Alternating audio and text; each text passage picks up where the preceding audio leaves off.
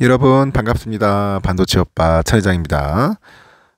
일요일 또 오전이 아니지 새벽이죠. 새벽 6시 한번 또 달려보도록 하겠습니다.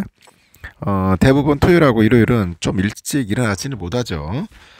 지금쯤 코를 골면서 자고 있는 분들이 대다수일 겁니다. 그래도 이렇게 일찍 일어나신 분들이 있어요. 항상 그 출석부 댓글 달아주시는 분 보면은 참 대단한 것 같습니다.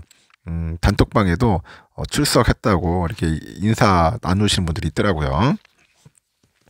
보통 새벽 5시부터 이제 인사 글이 나옵니다. 아침 인사, 새벽 인사가 이제 줄기차게 나오는 거죠. 참 대단하신 분들이에요. 부지런한 분들 꼭 성공하리라 봅니다. 여러분에게 이런 이야기를 꼭 해주고 싶어요. 상처받지 않기 위해서 어떻게 해야 하는가, 인간관계를 상처받지 않는 이 인간관계에 대한 그 법칙을 대해서 한번 짧게 한번 들려드릴게요. 첫 번째, 여러분, 그 상대방에게 절대 기대하지 않을 것입니다. 절대 기대하지 마라. 기대를 하지 않으면 여러분 후회도 아쉬움도 미련도 없다는 겁니다. 알겠죠? 기대를 하지 마라. 두 번째는 상대방에게 나를 해칠 수 있는 그런 권력을 주지 않을 겁니다. 모든 것을 오픈하지 말라는 거죠. 인간관계에서는 약간의 거리감은 좀 필요하지 않느냐, 뭐 그런 이야기도 하고요. 세 번째는 상대방한테 상처받지 않을 것이라는 희망은 버려야 합니다. 상처는 여러분 가족한테도 받아요. 그 상처 없는 관계는 없더라, 그런 거죠.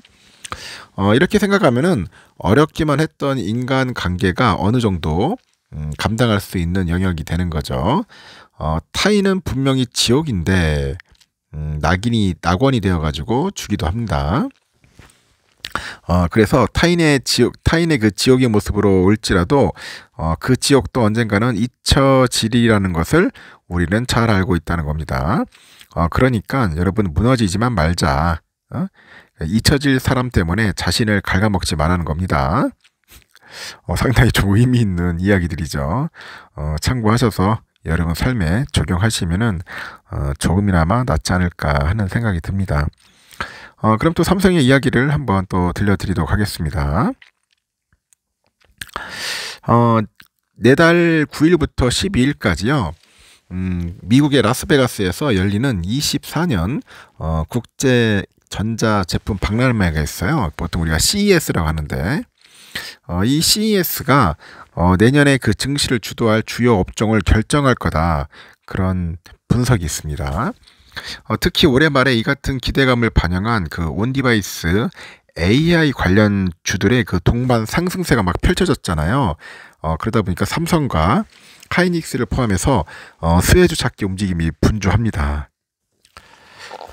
증권업계에 따르면은 삼성증권 리서치 센터에서 내년 국내 증시의 핵심 테마를 AI 반도체, 자율주행, 로봇 이렇게 꼽았습니다. AI 반도체, 자율주행, 로봇으로 꼽았는데 온 디바이스를 포함해서 AI 반도체 관련주로 삼성전자, 하이닉스, 리노공업을 꼽아요. 자율주행은 현대 오토에버, 텔레칩스, 그리고 로봇은 LIG, 넥스원이 추천주로 주목을 받았네요. 삼성은 최근에 그 신고가 랠리를 이어갑니다. 지난 28일 종가 기준 78,500원의 거래를 마쳐가지고 7거래일 연속 상승을 했고 7.68%나 올랐습니다. 지난 10월 26일에 그 종가 66,700원에 비교를 해보니까 두 달여 만에 18% 가까이 이제 오른 거죠. 하이닉스도 지난 22일 장중에 143,700원까지 올라가지고 신고가 행진을 이어갑니다. 올해 마지막 거래일이죠. 28일 종가 141,500원이 연초 대비 무려 2배 가까이 급증을 했습니다. 국내 증시를 대표하는 시가총액 상위 기업 삼성전자하고 하이닉스가 이 같은 상승세를 보이다 보니까 리노공업의 사업 내용과 향후 그 주가 향방에도 관심이 쏠리는 거예요.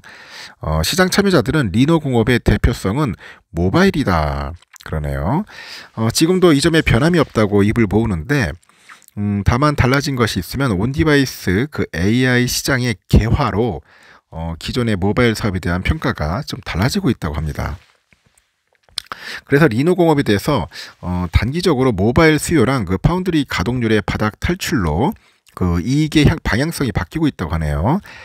시장의 평가가 달라진 상황에서 더 높은 가치를 부여할 수 있는 그런 시점이기 때문에 목표 주가 24만원으로 상향 조정한다고 증권사에서 이야기를 합니다. 실적 전망도 긍정적이라고 하네요. 24년에 그 리노 공업의 매출액과 영업이익을 전년 대비 각각 21%, 24% 오른 3,046억 그리고 1,268억 이렇게 전망을 하네요. 큰 폭의 개선을 예고했습니다. 4사분기 실적은 계절적인 비수기 영향으로 인해서 전분기 대비 감소할 거로 예상을 하지만 이를 지나면은 온디바이스 AI 시장 성장과 함께 그 IC 테스트 소켓의 실적 개선이 본격화될 거라는 그런 이야기가 있죠. 26년의 기준 봤을 때 현재 그 캐파 대비 2배 수준의 투자 확대에 따라서 매출 증가가 기대되는 점도 긍정적이다 그런 이야기를 하죠. 그리고 내년부터는 그 점진적으로 제품의 믹스 변화에 따라서 매출액 증가도 기대된다고 합니다. 갑자기 뭐 리노공업이 나왔는데 하여튼 리노공업도 괜찮은 기업이더라고요. 유심히 보고는 있습니다. 주가가 좀 꾸준히 올라가고 있는 기업이라 요즘 증권사에서 많은 언급들이 있는 것 같아요. 요즘 뭐 삼성전자를 제친 현대차, 기아 요즘 뭐 난리죠. 보니까 토끼의 해였던 23년이 저물었는데 지난 한 해 보니까 국내 자동차 업계도 많은 일들이 있었어요. 뭐 고금리, 고물가 등으로 경기 침체 우려가 있었지만은 자동차 수출은 역대 최고 기록을 경신을 했다고 하네요. 그래서 현대차랑 기아의 영업이익이 삼성전자를 제쳤다. 국내 최대가 됐다. 그게 참 이슈였어요. 저도 깜짝 놀랐습니다. 현대차가 10년 만에 생산직을 또 뽑더라고요. 전국에 뭐 킹산직이라고 하죠. 킹산직 열풍이 불었고 수입차 업계에서는 메르세데스 벤츠하고 BMW랑 치열한 1위 경쟁이 벌어졌죠. 특히 전기차 수요 증가세가 둔화된 대신에 하이브리드죠. 이 차가 판매가 급증을 했어요. 중국은 전기차를 앞세가지고 세계 시장 공략을 시작을 했고요. 하여튼 삼성전자보다도 오히려 현대차, 기아가 진짜 아주 핫한 해였습니다. 올해는. 내년에는 과연 어떨지는 한번 나중에 또 챙겨봅시다. 하여튼 재미있는 현상이었습니다. 하여튼 뭐 차라도 많이 팔리면 좋죠. 하여튼 좋은 일들이 좀 많았다는 겁니다. 그리고요 24년을 달굴 24년을 아주 뜨겁게 만들 그 파운드리, 이 파운드리의 최대 화두는 2나노 삼성과 TSMC, 인텔의 진정한 승자는 누구일까? 이제 그런 이야기가 있어요. 지금 반도체 업계에서 혹독했던 23년이 지나갔습니다. 이제 거의 오늘이 이제 마지막 날이에요. 내년은 반도체 업황이 올해보다는 훨씬 살아날 전망입니다. 그 메모리 반도체 가격도 D램을 시작으로 이제 확실한 반등에 성공을 했고 AI 시장 성장으로 고성능 메모리에 대한 수요도 꾸준히 늘어날 전망이죠. 특히 지금 전 세계 주요 국가에 건설 중인 대형 공장이 내년부터 가동을 시작할 예정이고 파운드리 수주를 둘러싸서 경쟁이 본격화되는 그런 원년이 되지 않냐 보는데 그 중에서도 어깨에 눈이 쏠리는 건 누가 먼저 안정적인 2나노 공정의 기반에 양산에 성공하냐 그런 이야기예요. 그래서 인텔이 ASM의 장비를 먼저 공급받게 됐는데 이를 두고 일각에서는 지금 삼성과 TSMC의 전략이라는 그런 분석도 있어요. 아주 재밌네요. 최근에 그 ASML의 그 자사의 첫 그 하이 뉴메리컬 어퍼처 장비를 인텔에 납품했습니다. NA EUV라고 하는데 납품을 했고 일각에서는 삼성과 TSMC의 파운드리 경쟁력에 빨간불이 켜진 것이 아니냐 그런 분석도 있는데 그 하이 NA 장비는 아직 누구도 성공하지 못한 2나노 공정 기반 양산을 위해서 필수적인 차세대 EUV 장비예요. 그 전 세계에서 ASL만이 그 제조할 수가 있어요. 그 내년에 파운드리 시장에 키를 쥐고 있는 장비입니다. 가격은 한 대당 한 4천에서 한 5천억 정도 달하는 것 같습니다. 아주 고가의 장비입니다. 이처럼 중요한 장비를 인텔이 이제 가장 먼저 확보를 했는데 성공하자 이제 삼성하고 TSMC가 2나노에 있어서 인텔보다는 뒤처질 수 없다, 그런 우려가 있는 거죠. 그런데 업계 전문가들은 하이NA 장비를 가장 먼저 납품받지 않는 것이 두 회사의 전략이래요. 엉뚱하게도 웃기죠. 한 반도체 장비 업계 강의자가 그래요. 삼성과 TSMC가 인텔보다 하이NA를 늦게 받은 것은 전략적인 결정이다. 통상 가장 먼저 생산되는 1세대 제품은 첫 적용 과정에서 오류도 많이 나고 고칠 것이 많아서 사실상 못 쓰게 된다, 그렇게 설명합니다. 마루타 되는 건가? 마루타. 그러면서 완전 삼성과 TSMC는 인텔이 1세대 하이NA 장비를 사용해 보면서 겪을 시행착오가 전부 해결되기를 기다리는 것이다. 하이NA 초기 분량을 인텔이 받는 건 기술 경쟁력이 있어서 크게 중요하지 않다 언급을 하죠.